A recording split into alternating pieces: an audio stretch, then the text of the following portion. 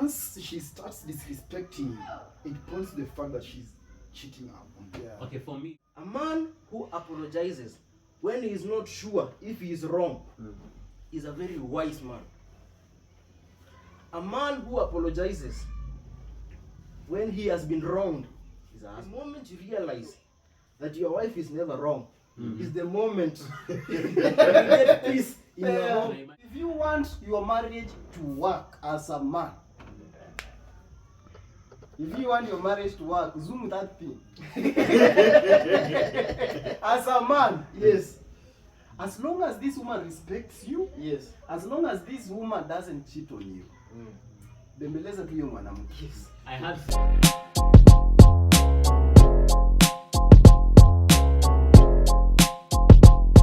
How are you, Ni? Welcome back to our podcast with me, Ep.12. Hello guys. Hello guys, my name is Cyril Kolek. I go by Cyril Kolek on all my social handles. I also have a YouTube channel titled Cyril Kolek where I venture into adventure. Hope you'll enjoy. And enjoy our podcast here too. So here, aspiring to go to heaven. Boy wa kanisa amesahau kusema hivyo leo. It's only boys wa kanisa will go to heaven. Guys, I'm Jay. You only find me on the Lazy Hour podcast, just here, no else. Yeah, this Kenyan Wise are all social media handles, Kenyan Wise, YouTube, Facebook, Instagram, and all throughout. I'm part of the Lazy Men, so make sure you subscribe as we continue. As I told you, Ep.12.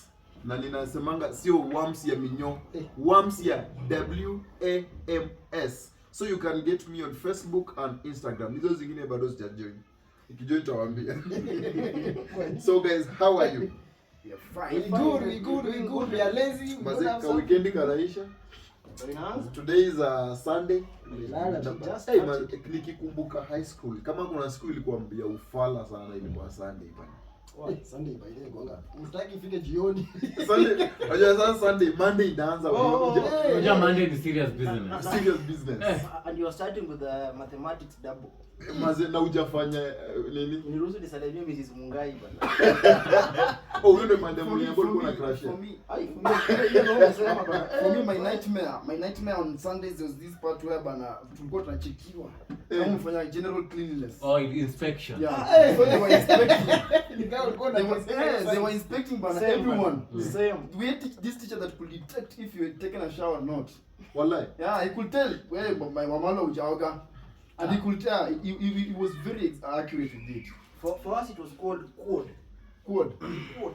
It happened on Sundays. We used to stand per house, and then you are inspected. Hata yani fanya makosa tie ishike belt. Ilikuwa inaitwa kufanya nini? It was quite a nightmare. Si kumasha mimi mazeni mimi high school yangu ilikuwa na ufala bana. Si tulikuwa kampo bana. Ilikuwa kuflame. Nimeifanya inspection. Unaona try to shati yenye unatengeneza ni collar tu alafu kanaishia hapo. Personally nimevaa hiyo like kid. Wewe unafanya inspection. Serious. Inspect. Nisumbua. Yaani kupate Wewe ndio uko nayo. So guys, I want us to start the business of the day, and there are some questions that have been asked. Maybe pia uko hapa na unajiuliza maswali. We want to try and answer these questions. Na pia weka uko na comment, you can just type there in the comment section. Na tutafurahi sana. So guys, the first question. Actually today we wanna deal with relationships. Marriage, courting, dating, hizo vitu zote. So someone asked when should someone move out? I think alikuwa anamaanisha tuseme mtu unaishi na mapero. So what's the right time for you to move out, like uanze kustart sasa maisha kama an independent human being? I think hapa moving out iko na different iko in two ways on a man and on a woman. For a man moving out immediately you turn 18. So unasema mtu akifika 18 for a man immediately you turn 18 you're supposed to plan how you can move out. Do you support that, Mr. G? Yeah, for a man. Yeah. To move out of your parents' house is very important.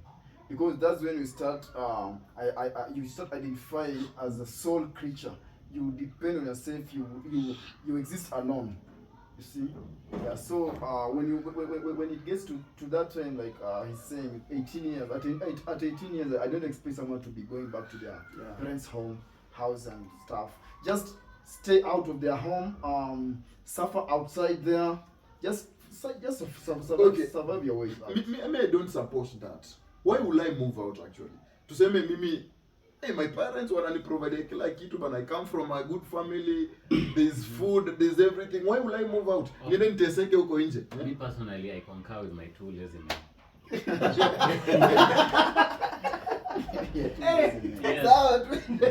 Yeah, because I think for a man, he's supposed to be independent. Yeah. A man is supposed to be able to stand on his 2 feet, you see? It's not like a girl who's going to be provided for. You see? So a guy should move out of the house at 18 years old, you see? So unataka kusema like mtu akimove out ndio unaonyesha kwamba ni mtu ako. You know, when you are a man, you are the provider. Unafaa ku learn hardship of life. Yeah. So why will I move out? Unajua watu wanasema okay, but then nasikianga tu nimefika time bazee umekuwa umezeka itakani ukaa na wazazi. Me, I come from a well-off family. I come from a well-off family. So my parents are providing everything. Why will I go out there to suffer? Mi sitaki kusuffer, but okay, na understand kama natoka from a poor family. Hapo nitatoka by then niende nitafuta hata niletee familia yangu. But bana natoka pale ufutani. So the issue of moving out, I think before we discuss when to move out, let's first discuss what is moving out. What is this moving out? Okay, to move out. What does it entail? To move out means you are not going back to your parents' home. Especially now, let me talk in the perspective of someone who is in campus. We're not talking about high school kids; those are kids. Yeah. Someone who is in campus. Don't be that guy who's just ready to run back home once you finish your end term exams. Yeah, you don't want to be that guy, that type of guy who is controlled by your parents. You know, when you don't want to get out of your parents' home, parents are always very controlling. Parents want to control everything about you. Yeah. They even control your hustle. They'll tell you do this and don't do this. But now once you've come out, it doesn't mean that you want to be someone who is you are rebelling your parents' control. But now you get to a place where you can make your own decisions. Coming out as a man speaks a lot about this man. Yeah. It speaks about you that you are an independent person, and independence as a man is something very key. Allow me to ask you a question. Yeah. Do you imply that moving out means cutting resources from your parents? Yes. No, moving out. Let me answer this for because you. Because you cannot move out partially. It's either you're moving out or not. Okay. Moving out as maybe with my point. Kutoka nje, kutoka kwa family, your house. Tunamaanisha at you above 18 years, bado huna room yako kwa hiyo nyumba ya wazazi. Sina room yangu aje. Kwani like so I will always have a room at my. No, I think Wise here, Cyril here, and Jay have totally different perspectives of about moving out. You know, there are 2 types of moving out. Wise was not done. Yeah, so yenye namaanisha ni like you 18 years and above. That is huyo ni mtu kulingana na nini, huyo ni mtu mwenye anaingia amemaliza high school, right? Yeah, let's assume that kama bado uko nyuma, hiyo ni kuchelewa. So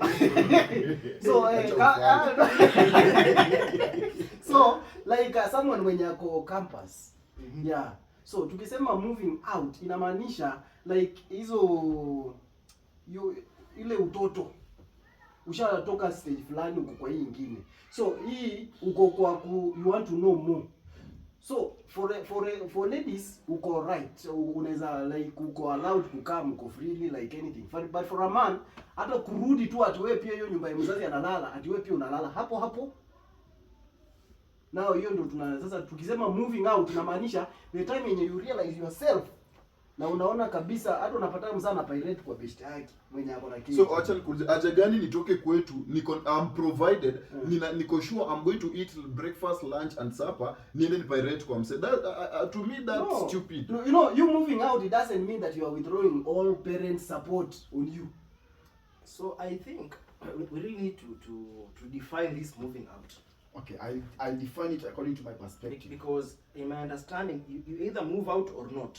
This is it Because according to when me. you move out, my understanding is this: you cut out on all resources Yeah. from You pay your own rent. Actually, You buy your own. That's food. why I Now was saying. that's moving out. Okay, this is it. According to my perspective, the essence of moving out is getting out of the control of your parents, and it has repercussions. Once you've moved out of once you've gotten out of the control of your parents, they definitely cut their support. They cut their support from you. Not really full support, Yeah. but kuna They zile will, basics. actually, they'll take care of some needs like paying fee. Now, If you are still a student. now that's where the issue is. They cannot have two people earning in the same house. If you choose to earn, then I cut. Okay, for me, my understanding of moving out, as it's been implied here, is that when I move out, all resources are cut. If I'm a student and I've chosen to move out, that means I'm paying fee for myself. And the issue of ladies, I don't think ladies should. Ladies should only move out When they are getting They married. are getting married. Yeah, ladies That's should allowed. only move out when they are getting married. But ladies can overstay. Yeah. Okay. Many times when I'm talking about things, I'm always directing them to men. I don't always. No, I don't. I was not talking about ladies with regard to your point. Oh, With regard to your point, I was saying this: when you choose to move out, you have to pay your bills, you have to buy your own food, you have to cater for your own issues. sure. Yeah, that is Because when you move out, if you allow me to quote, I think the only place that phrase "move out" has been mentioned in the Bible is when the Bible talks about a man shall leave his father's house and be pledged This is to for marriage only. yes. So when you move out, that means you are ready to be your own man. Yeah. Yeah. Yes. So you should only move out when you think you can pay your fees, you can pay your bills, and when you got any issues, you only depend on yourself. So Yeah, when do you actually, think is the it's right Ari, time? actually it's Ari who's bringing that point well. Ari is not to me age at sema tukifika age fulani. According to Ari, you can only move out when you are you can take care of yourself. Not actually. No, Not really. Not really. Take care of yourself at 34. Okay. I say this. You only move out when you think you are ready to do 1, 2, 3, 4. See, that's But the my goal. ideal age or stage for moving out is when your parents cut out resources on you. And typically for an African home, if you qualify for university, is when you graduate. After you graduate, actually the VC will tell you, I've given you powers to read and write. So it's up to you to research on how to make money. You can follow Wise channel on how to be a millionaire. It's at this point that you start scavenging for money after you finish your tertiary education. If you do not pass your form for exam, Kenyan parents are good parents. They will always find something for you. They will either sell land and take you to NYS, take you to Hiyo wasema KDF. unasema, si Parallel. not all parents are same bana. Kuna mzazi mwenye ajali. Wait, take you to so and so. And for you to know that it's time to move out, that parent ambaye unasema hajali, you will notice that hauko kwa share hapa most of the times. Uta notice you like kuna venye inakuwa tu you are no longer part of that family. No one talks about you. No one cares about you. Cyril, you've been quiet for a long some time. time. So can you weigh in? Actually, for me, I think the ideal age moving out is 18, just 18. 18 is a kid, bana. Hey, don't You support expect it. an 18 guy to take over himself? Okay, there are two types of moving out, you see. There's one in which you cut all the links with your parents in that resources, in terms of resources. Yeah. And then there's another one in which your parents can be paying your rent. Yeah. And maybe you can say that I'll be finding my own food or these That's other not things. moving out. That's still moving out. That's It's still moving out. That's not moving out It's because moving that out. house you live in is your parents' house. Do you know Because that? he's the one okay, paying rent. now according to some communities, let me say for Bukusu on my phone, if you are above 18 years, you have to move and ujijengee your cottage. Allow me Now, allow me that to is support- another way of also moving out, because you will be not sleeping in that you are. allow me to you are- allow me to support your point. Mm. Utajijengea ka cottage, but the culture of the Bukusus as well as the Kalenjins as well. Okay, I'm a Kalenjin and I know the culture of the Bukusus. That cottage or Simba is on your father's land. No, but that is still another way Your- of moving. Your father can't No. enter into that. Yes, No, even no, your no. mother will Yes. not. That's not moving out. That's not you know. moving out. You are still under your father's land. No. Okay, maybe that. Hapo may be mazee true, sapa but- ikifika unaleta No, we say it's another way also. Yes. We say Na sister yako mdogo. No, listen. Nanisikia? Maybe nyie amuelewi. Tunaposema moving out, Tumesema there are two unamaanisha types of moving out. hiyo si kumove out. I think Okay, tuanze na kudefine in this moving room, out. in this room, we're not going to agree on a Yeah. consensus on what really defines moving out. Moving out. According to how things are coming, the moving out takes different forms. My perspective is you get out, you don't detach from your parents fully. You only detach from the support of your parents partially. And I point out the significance of this. It trains you to be independent ahead of time. Before that time of marrying comes, you're already an independent person. You know how to depend on yourself. That is the essence of moving out, according to me. Allow me to Baby ask you a steps. question. Yeah. Allow me to ask you a You're just taking baby steps in Yeah. the process of moving out. Allow me to ask you a question. Do you understand why it's very advisable, it's very ideal that when a kid reaches around class 7, class 8, from 1, from 2, and from 4, it's very good if he or she goes to a boarding school. Yeah, that's Yeah. So that this child or this boy, this girl can learn to be independent. Sure. So that by the time he's in campus, this boy or child is fully independent. The only thing that he gets from the parent is financial support. Emotional support, mental support from class 7 up to form 4. It's up to you to get that support. You need you need to be emotionally independent. You need to be mentally independent. That's why I really don't expect a form 2 boy or a form 2 girl to come crying to a parent. Okay, and also, don't you also realize that these parents, they start training these things ahead of time, even earlier, just as you step in university. The ideal Don't you stage- realize that? Okay. Basic class, basic class 5 science. in your initial years of university, your parents will be calling you every time. Your In parents fact- maybe, mine no. Okay, yeah. Even mine are better. Mine are better. They'll be calling you almost every day. But now, as time moves, as you get into the university life more and more, deeper and deeper, they start reducing the number of calls. Even the financial. Yeah, even the financial. It comes with even with this financial help. They start carrying it. It means that they expect you to be making money wherever you are. They're training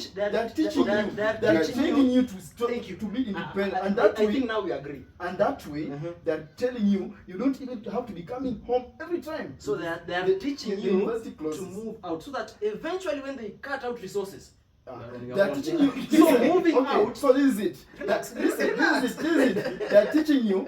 Okay, when you're a teacher and you're training someone on something, definitely you're expecting to see some results in them. Good after example. some time. So Allow me it pains them. It pains them. It pains them so much to be training you. Okay, let me say, in the first year they've been training you in the first year. And you're in your 4th year, and they're not seeing any results of the training. You're just behaving like a in the first year. If they started training you in first year, they'll be expecting that they'll be seeing these results of independence in you by the time you come to 3rd year. By 3rd year, you should be even extending your time in school. Your mom should be calling you, Harry, why are you not coming home? She should be expecting such. allow me to fry you in your own oil. You brought the analogy of school. Yeah. When you go into first year of any course, any program, any institution, you'll have the normal school setup, where you have to attend class, you get assignments, you do assignments, the teacher will mark assignments, and some lecturers will even care to revise the assignment. When you get to 2nd year, there's no revision. When you get to 3rd year, lecturers start missing lessons. When you get to 4th year, you are given something called a project. It's up to you to decide based on the knowledge imparted on you through the 3 years. It's up to you to decide on how I will tackle this project. And normally the project is a culmination of everything studied through year 1, year 2, year 3. And after the project, they will send you to something called industrial attachment for teachers teaching practice. So, So it's precisely up that's to the point. relax. So it's up to you to use the knowledge imparted to you through the 4 years to practice what they taught you At the Same end of 4 years. at the end of 4 I think years. I have a conclusion So- to the point now. So this resource called education or guidance is being cut out slowly, gradually, right? So by the end of the 4 years, it is abruptly cut short. Ngoja. That's when you graduate, the school releases you through something called clearing. You are no longer part of Kenyatta University, you are no longer part of your N. Yeah. The school no longer knows you. I think you're going out of tangents. No. Just I'm using just something say- you can understand. You're okay. So my point is this. There's no such thing as partial move out or Okay, so my question relax. is, Let me conclude. na collect You- leo you- ambie ama ni kizungu? Relax. Unaongea See, kwa Kiswahili. I understand something called turn taking. Ela hii chante kitu yako Now na Zoe is Kiswahili. taking so I much. don't want to. Yeah, I don't want allow me to conclude, allow me to another conclude. person to Sir, jump. I would have another concluded by person now. to- Allow me to conclude. So my point is this. Mm. The issue of moving out, it's you've either moved out or not. Hakuna There's no passion. such thing as partial moving out. You're either dead or not. Now the problem is that you're not going to Let's just conclude. Yeye amesema point yake. that's your perspective. And my way of doing it is the gradual process of moving out. Because you don't expect me to come from nowhere. I'm just a student. I've just been a student all along. I've been depending on my parents all along, and now you expect me to get to a time where I just be abruptly cut off from the support of my parents. And that's why we have a problem even for these people who get to 4th year when they are expected to have attained this competency of living alone. Who said that? According to him, according to him, there is this age that when you have attained, now you are expected to detach from your parents, and that is after 4th year. So my point is that detaching from your parents, that is moving out, is a gradual process that should start as early as 18 years, just as Cyril said. Okay, So wise. personally, I will support moving out. I will support Jay's point. That gradually moving, just realizing yourself that you need to be independent, or you need to focus on the life. You know, if you depend on your parents, they will even choose the course that you are supposed to do. They will say you should be a teacher, and you should go there. What are you saying, but I'm a teacher. No, listen. Let me finish. So I think realizing yourself and starting moving out early is very much important. Then when it comes to the generalization, I think moving out depends with it's personal, because there are people doing masters and they're actually still on their parents. They fully depend on their We've seen parents. some. Yeah. You know some. You know? Yeah, So I know think many of them. it depends with you and also the kind of the parent you have. Sawa. For me, I think a good parent should have confidence in his child. You see, you should let somebody, an 18-year-old, go out there and start exploring. You see, so that when he comes, maybe he reaches an age, maybe 24, 25, he knows how to live by himself properly, or maybe 22, 23. I think that's a good age. That's my point. Me according to me bana, nyinyi wase mkae tuna wazazi wenu. Ukuje ni kugumu. Unajua sisi wenye tulizaliwa, unajua some of us are not privileged to come from good families, like we come from humble families. So sisi ndio baadaye inakubidingi hata wewe una move out hata ukimaliza tu from class 8. Like unajitoa tu. So mimi naweza waambia kama unatoka mazee mapero wako loaded bana, usitoke. Wewe kaa na wao. Wewe watakuwa provide. But kama unajua bana mapero wanaumia, hiyo itabidi umetoka bana. Uende uanze kujitafutia. Wengine wanabaki wanaumia nao. We have guys. Let me sijasema parting shot. Sijasema parting shot. Okay, what's your parting shot? My parting shot on moving out is this. Guys, you should not be so worried about what people say. if you're not ready to move out, don't move out. Stay at home. Muambiaje mzazi? Eh. Mimi nasemanga basi kama tu sitapata do. It's Me true. just expect kukaa na watu mpaka 60. Hey! Achana na yako. Mimi if I suffer in Nairobi You just back and my parents are alive, I go home. with your family. Me, my wife, my child, we go home. Actually, like my family cannot live in the streets, and my father has a mansion at home. Exactly. Oh, not that he has a mansion. I'm just using a figurative speech. But you have a mansion. But you have a mansion yourself. As a mansion. What I'm saying is this. I cannot be broke. My family cannot live in the streets. My family cannot be harassed by the landlords and agents and caretakers. Exactly. And my family is very happy back in the village. Sasa mwache kujipa pressure bana. Wewe unaona We all agree that moving out, you move out when you're ready. You are And ready. moving out is reversible. Reversible. Yes. Yeah, But you gotta go out and try. You can still come back. No, moving out should be irreversible. No. It's reversible. Ikuwe tu You can still move in. Kuna time, there's a time me and my bro, tulikuwa tumemaliza kampo.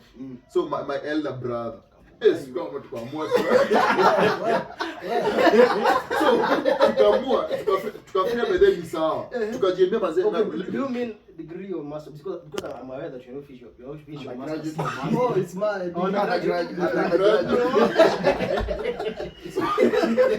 So tukajitoa. Mazee nakumbuka that time mzae tupea 3,000. Ilikuwa ndo mingi bana. Ilikuwa ndo mingi mazee. Una kwanza life. 2013. was much. So tukaenda. Life ilitupiga msee. Tukaanza kuomba fare turudi home. They never went back home. We went back home. Wakitumia fare wanakula. But eventually we went back. You go home. You cannot suffer and you have a home. You go So home. question number 2. Ask the prodigal son. You go home. Question number 2. What's the right age to start a relationship? I think this someone bana ako mahali hapa adona amefika hajafika amefika For marriage. relationship. Marriage. Sasa utatoka huko unaanza marriage I moja think wapi? relationship ni someone at campus, but I prefer someone like a third year, someone mwenye amejinotice. Mostly when you talk about relationship, naongelea mwanaume sasa. Okay, When them, a man- when, according to you, Eh. them man is answer to vulana. No. Like nationally, let me say, nationally or naturally, and everywhere it implies, for no relationship under the age of 18. First of all, like that is paramount, right? But now, when it comes to my advice, because people start even at 18 years. 18. Not Wewe uliza even mimi. Sisi wengine tulianzanga hapa relationship bana. Sasa hata nursery. Mimi nakumbuka kuna time we were fighting with this girl over a woman. This guy. Nursery, this guy. Nursery. In Nasa. These people are lost. Like we are talking about now the maturity relationship. Yes, Not mature relationship. Mature relationship. Not childish. No childish. Hiyo yetu haikuwa So, challenge. unaona mature relationship according to me is when mtu amejigundua like mtu anajigundua now, I think it's time. Okay. Whether amemaliza campus, whether ndo ameingia campus, yeah, like someone is ready. Sasa, okay, this someone mwenye mnasema ako ready. Hiyo ready ni nini nafaa kwa mfano? Hiyo kuwa ready ni nini? I think mentally. Mentally. To handle a Mentally relationship. to handle a To handle relationship. relationship si rahisi. But it shouldn't only be mentally. Yes, Financially. Yes, financially. You need to have money. Umedunga point. that's why nimesema readiness. Okay, mimi hapa kuna point mbili. Kuna ule mwenye anaingia tu kwa relation kutesa tu, yani yeye anataka tu kusatisfy her sexual needs. Hapo unaweza ingia anyway. But kama Are we talking about the ideal situation or the situation? okay. Tuongee shagalabagala tu. Hapana, kama ni shagalabagala, wacha tuongee the ideal situation. because Sasa of these this. are relationship that leads to marriage. Okay. Kama So, hiyo. according to me, you need to be Zote tu. financially stable. Emotionally Because stable. umaze usiingie kwa relationship kama una kato. Yani Kama wewe ni boy, the economical situation should be upright.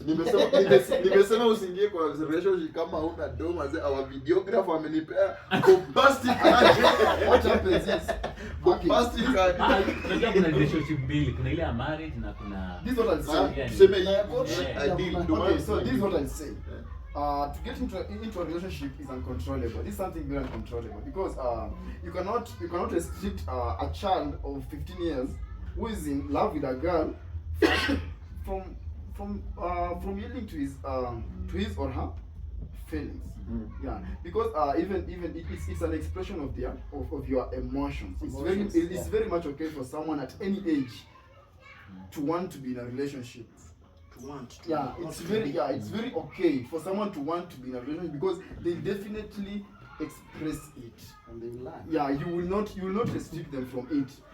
Okay, so my advice is that if you find yourself in a relationship at the wrong time, because people will find themselves in a relationship at the wrong time. This is not something you go to the street and tell people. Now, if you know you are not financially stable, don't be in a relationship. You'll be lying. It will never happen. People will just be in a relationship. You'll find a 12-year-old kid in a relationship. And also you might not. So the thing is, it's okay for you to be in a relationship at any age, at any time, or in any situation. But now it will not work if it was not at the right time. So what happens is that once you see that your relationship is not working because you were not ready for it, it's okay, move on so easily. Just understand that it happened because I was not ready, because I was not financially stable. People who have finances overtook me, they went with my girlfriend, they will me with my boyfriend. Yeah, it's okay. But now for people who want to start serious relationships, it's if you want to start a really serious marriage with a woman, at least find some financial stability before you get into it. Not I have a only financial question. stability, I have a small question. What if maybe you have tried to look for money and money is not it's not coming. Allow me to say something. The issue of relationships cannot be pegged on finances. because there are some people who reach even 40 and they There are still people don't who have married. money. There are people Yes. who married when they were so poor, but today they still live They are in a poor. relationship called marriage. They are poor, but their children have made it. Yeah. That is true. So you, Hata can, mazee you Musema- cannot peg a relationship. on Musema kama finance. tuki- Though, as a man, even though you may be so poor and is it wretched or ratchet? Either. Ragged. Church mouse. Yes, church mouse. So as poor as a church mouse. No matter how poor you are, if you can afford a meal, 2 meals, 3 meals for 2 people, go ahead and start that relationship. Yeah, to say financial stability, I didn't mean you need to have a car or something. Okay, you know, As long as you can afford basic needs. the for reason your why family, it's I okay. battled your point is because you mentioned the issue of probably someone who had more money took your girlfriend, took your boyfriend. Okay, maybe okay. Because let me there will put it always be right. someone richer. Yeah, let me Yes. put it right. Someone who could take care of basic needs of your girlfriend. Yeah, because you I'm cannot be Lalija. keeping, you cannot be keeping someone's girl in a house without food, without But shelter, you should know without this. clothing and In a stuff. relationship, it is not your duty as a man or as a woman to feed. What are you saying? It's the duty of a husband to provide. Yes. Yeah. Not the duty of a boyfriend to provide. Boyfriends. When a boyfriend and a girlfriend choose to live together, yes, it's very good for this boyfriend to start practicing this role. Yeah. But if this boyfriend does not have money, the death of the relationship should not be pegged on that. But now the problem is that this thing, the masculine instinct and the feminine instinct in someone is always there. This is something that is natural. So, but you So guys- as long as someone is in a relationship with someone, the feminine they are instinct living always together. the feminine instinct always wants to be on the receiving end, and the masculine instinct in you. Even a class 2 boy, as a kid, when I was a kid, to win girls, I made sure I have property. I used to have textbooks that I can win. Yeah, you need to have all textbooks that girls can come to you and borrow. Tulikuwa Yeah. tunatembea na mapera tukipea So it's mareo. just something that is natural. Okay, Yeah. but still, I would say this: the issue of relationship. The question was, When is the right time? Yeah. When is the right time? When is the right time? Do you according to you guys When is the right time? mnapeg tu kwa finances. okay, But are the we age, talking of age or are we talking Yeah, of age. event? yeah, like The right time. if tuseme event. Event, not Yeah. age. So when you're talking about event, when is the right time to be in a relationship? Relationship is a very ambiguous word. I think, Mr. MC, we really need to narrow down to something specific. Something Because when you specific. talk about Say relationships, marriage. then Romantic it's too big. relationship. Okay, I understand. So dating, Romantic marriage, relationship is dating very marriage, ambiguous. marriage. Marriage. Let's talk about when is the right time to get married. No. No. Are we talking from the perspective of a man or of a woman or both? Both. Maybe So- to get the relationship leading to marriage. Yeah. Because Yeah. because the ideal essence of a relationship, which you call dating or courting, is to get married. So to me, for me, the ideal. No, I will not break it on age, because when you talk about age, that's a whole discussion, another level. Let's talk about event. The ideal time to get married, and even the Bible supports this, is when you can afford a house, not necessarily build a house, but you can afford shelter. When you can afford shelter, now I'm speaking from the man's perspective. When you can afford shelter, when you can afford food and clothing and all the basic needs, that is when you can get, you can even think of getting into a relationship. For a woman can only get into a relationship leading to marriage only if and only this woman is done with school. I know that that's very controversial, but if you marry a woman that is not done with school, then apart from food, shelter, and clothing, you also have fees. Nasema fees. Yes, you have fees. Unaanza kulipa fee. So when you go out to look for a woman to marry, make sure this woman is done with school with the basic for Kenya 844 system. Ama siku hizi ni Yeah, 8 for ways. That system. As long as you are done with the umemaliza shule umemaliza ukimaliza your tertiary levels. Ama form 4 kama you are not planning on kuendelea, because I want us to accommodate wale. Unajua our convention ziko so biased on watu ambao university campus. Sio kila mtu ameenda campus, sio kila mtu ameenda college. Kuna watu ambao amalizia form 4. So kuna ile place ambayo wazazi walijua huyu atafika form 4 alafu tumwachilie. Oa mwanamke ama oa mwanamke ambaye amefika pale penye wazazi wake anataka afike. Ama penye yeye mwenyewe anataka. Penye anataka kufika. That's for a woman. And this same woman, you know, strike to peg this thing on finances. Tumongelea finances sana. This man should be very mentally stable. Usikuwe crybaby. If you know you cannot handle stress, let me tell you something about relationship. Someone once told me, a man who apologizes when he is wrong is a very smart man. So nimekosewa alafu naomba pesa. Amenicheat na namuomba msamaha usinicheat. A man who apologizes when he is wrong Statement. is a very smart man. A man who apologizes when he is not sure if he is wrong is a very wise man. A man who apologizes when he has been wronged is a husband. So hapo hiyo mazee hata mimi ndio kitu zile kubali. Umenikosea umeona If you want to live with someone's daughter, you will have to take heed of this, and I know Jay will be very controversial about this. I know Jay will be very controversial about this, but trust you me, if you want peace in your home, if you want peace in your home, suppose someone is cheating on me, so I'll come and apologize. cheating is something is else. something different. Cheating is something else. Oh. Yes, but I'm talking about these petty issues. These petty issues. Hajafagia nyumba na kuja anasema I'm sorry kufagia No, nyumba. let me tell you something. This from the highest point of advice you can get. This is the highest level. This is the highest level. Sasa mademu atakuwa anatukosea tu akijua at the end of the day I'm telling you this, and I'm telling this for free. The moment you realize that your wife is never wrong, is the moment you get peace in your home. Imagine me. Allow Cyril, me. do you support that? Wait. It is nivo. Allow me to invite Jay. This controversial. Okay, you may think that it's just because maybe you don't understand my reasoning most of the time. That's why you may think I come to oppose your idea. So you accept. Okay, according to me, I don't see any reason why I'll be battling with my wife. If she has done any, if she's not doing anything close to cheating. Yeah. But Then, that's your- okay. So the woman is always right. Unfaithfulness. No, no. Yeah, unfaithfulness The customer only is when- always right. The customer is Because you're the always one who right. went out to look for this person. Because The I'm not that customer. kind of man who will come to the house and start saying, "Sijui he Joshua here." No, I'm not that petty. Cyril, That's a petty man. what can you say? Actually, Will you apologize? But now the to problem, Kosewa? okay, this is where the problem comes in.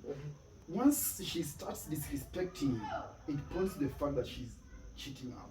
Yeah. okay, for me, there's That's the only something- problem. That's the If only if Mr. Wise. if disrespect kicks in, The wise man Okay, in the never house, apologize. tell us. You are the only wise man here. So thanks for recognizing that.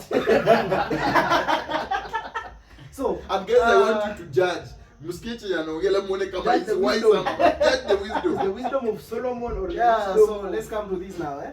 Mm. Yeah, ikikuja kwa situations in the house.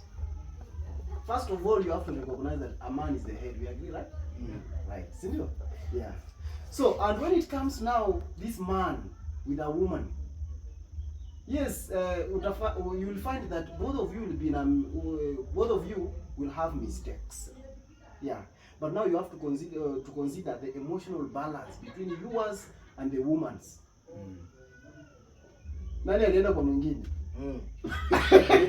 So whenever hata kama she has been wrong, so unasikia you call your wife baby. Yeah, whether amekosa ama hajakosa,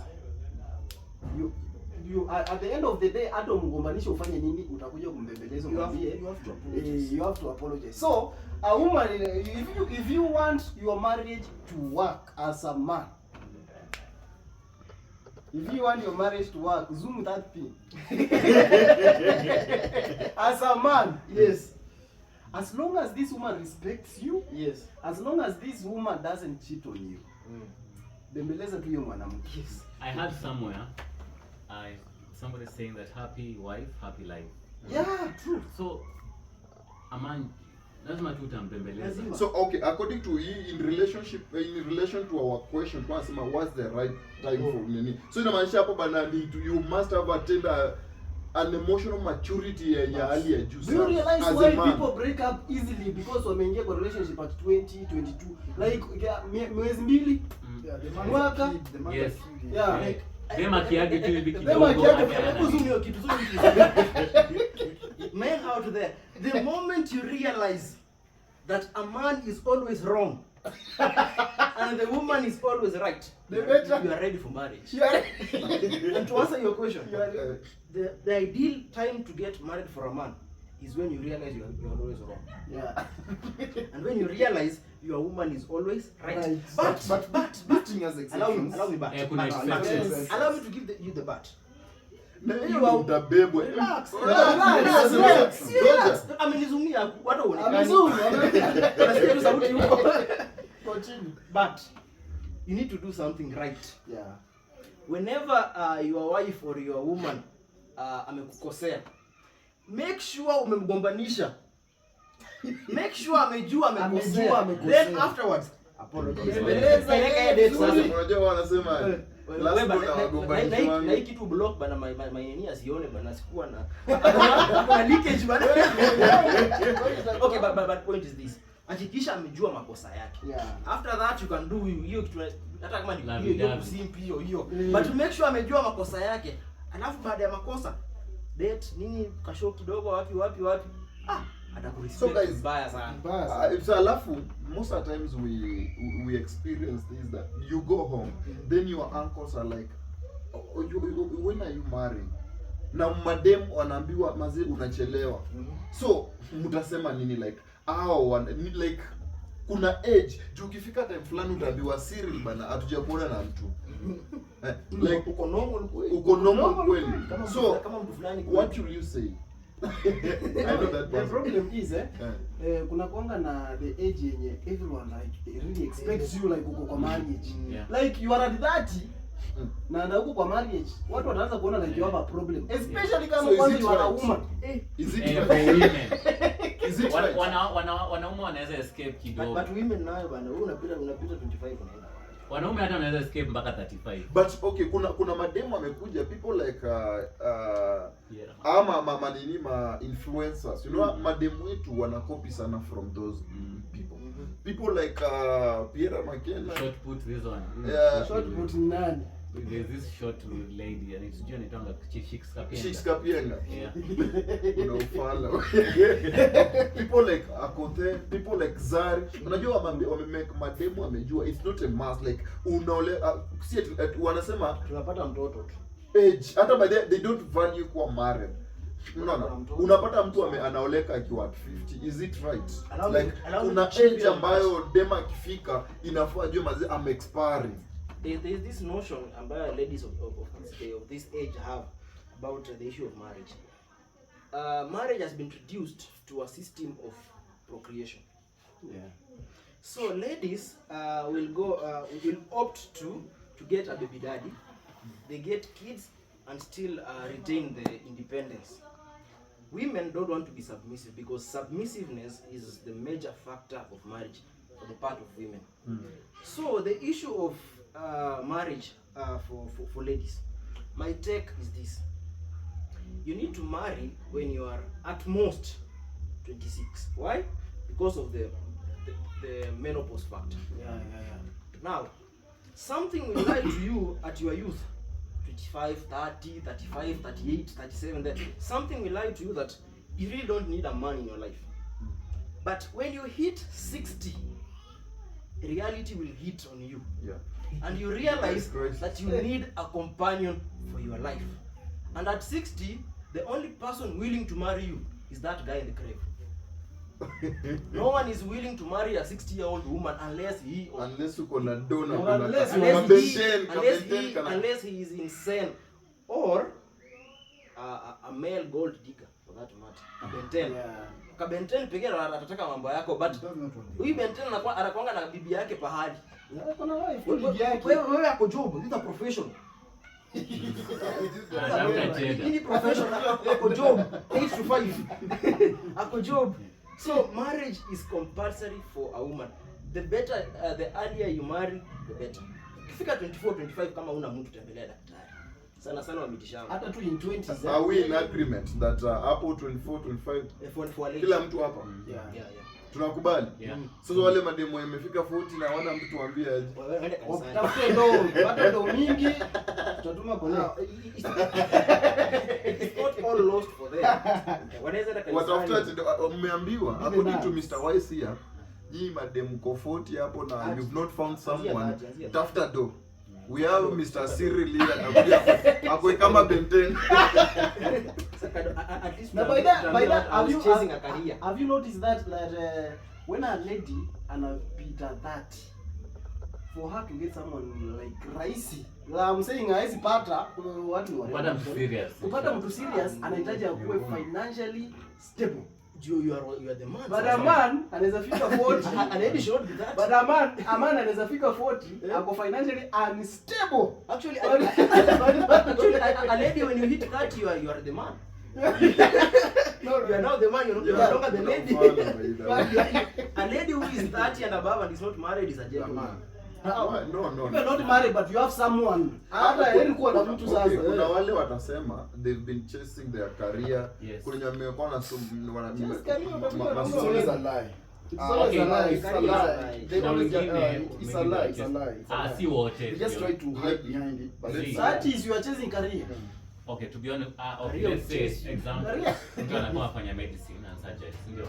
Ameingia campus at 19, si ndio? Hiyo ni class 6. Hiyo ni 25. All those 5 years. Sikia kwanza. Hapo ana meet watu. Hata 3 years hapo. Kwani unataka asome akawa Wale mwalimu? watu wa education. Haya, hapo 25, si ndio? Haya 25 alafu 26 ako internship. Hiyo ya compulsory ya cover. 26 amemaliza. Haya 27 career yake. Aanze ya kihaso. Juu sasa unajua si direct. Kama kitambo. Career gani bana? Career Sio gani? wewe anafanya career akiwa moleo. Unajua watu wako different nini? Now that is related. Sasa unaona different perspective tunakemea. Leo ndo tunakemea sasa. Okay, mimi na fully kemea ni hiyo nini? Sawa. So according to me nitasema hivi, before you get into a serious relationship that will lead to marriage, first you need to be financially stable. Not that you are that loaded with cash, but at least have something to take care of your family, like to cater for your basic needs. That's number one.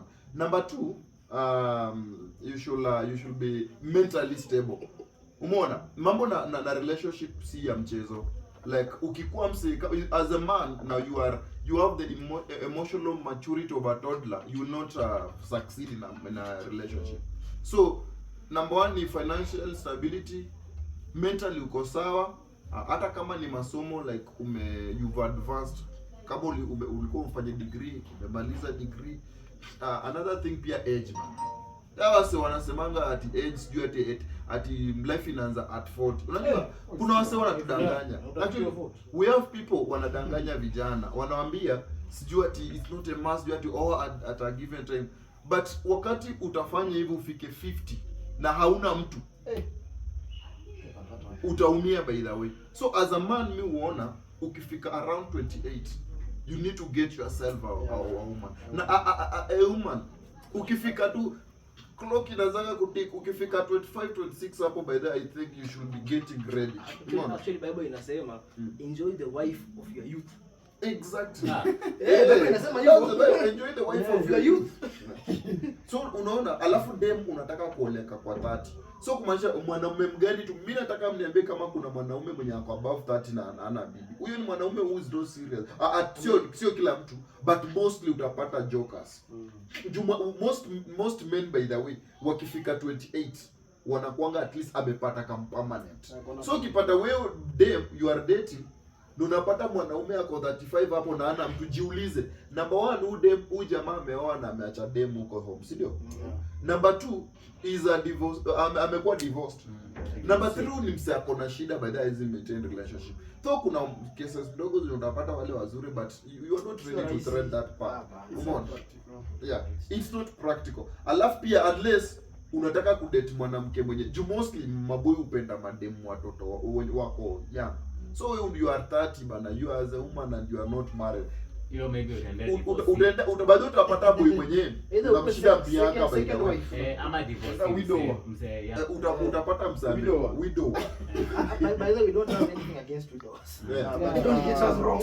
We don't have anything against them, but do you want a widower? Okay, tell me what is wrong with a widower. Widows also have to remarry, man. Yeah. So ama by the way atapata mse mwenyewe you are 30 na you are dating someone who's 26. Widows are romantic. Yeah, umeona? Unapata alikuwa na watoto out of the marriage. Yeah, so nataka kila mtu 1 minute about this right time get relationship as we wind up. Time is not on our side. I think we have all agreed on one point, so I don't think if we have much to say. So alafu kumebaki na let's tackle this question. Is money a key factor when getting to a relationship, my friend? Yo hakuna haja turudi nyuma. Yo ni kaput. What are the factors to consider before getting to a relationship? Before marriage. Mimi hapana, kuna zingine factors za kujiongea. Number 1 mimi factor naweza sema culture. Hapo sasa itabidi tuweke kwa next episode. Because hiyo culture ni mzito. It's a very long term. Tune in. Actually we tune in for that. Yeah. Just to name them. Naona culture, kuna age, kuna education, type, your type now. Yeah, but actually kuna vitu mingi and I don't think we will define in detail. Yeah. Beauty lies in the eyes of the beholder. We will define that phrase in 40 minutes. So I don't think time will allow us to deal with that with these questions. So I will want my people here to give a parting shot of about 1 minute as we sign out. So for my case, guys, these Kenyan wines, right? So whatever we have talked about, we are not on one side. Whatever we talk about, we are not on one side. So, but we are going about what is there. Like now, for the right age, for your readiness. Just pick something of what we are talking about. And if you see it challenging, also, yeah, you may follow your path. Yeah. We are not hatujalalia side yoyote ama hatujafanya chochote, si ndio? Yeah, we are just giving the facts and what people believe in, even yourself. So just take what is good for you and then the rest hiyo tuachie hapo kwa comment section. Yeah, guys bana, kweni active bana, comment hapo hivyo, mtuambie penye tumego wrong, msamekudi sana kwa show. Pia unaweza mtarget, yeah? Yeah, that way tuna grow pole pole. Yeah. Next time. Sasa umesema ni parting shot ama kusema bye ama ni kuongelea msumari tu nimesema. Gongelea msumari. Kuongelea msumari bana. Ladies, career women, I don't have anything against you. But God has something against you. Pale Genesis Mungu anasema and God saw that it was not good for Adam to be alone. Na wewe unasema it is good for you to stay alone. Hapo kuna shida na Mungu. Marriage lazima. It's the only thing that will make you happy. Siku zako za mwisho ukiwa 70, 80 huko huko. Make sure umeolewa, make sure umeoa, usikue kama siri hapo.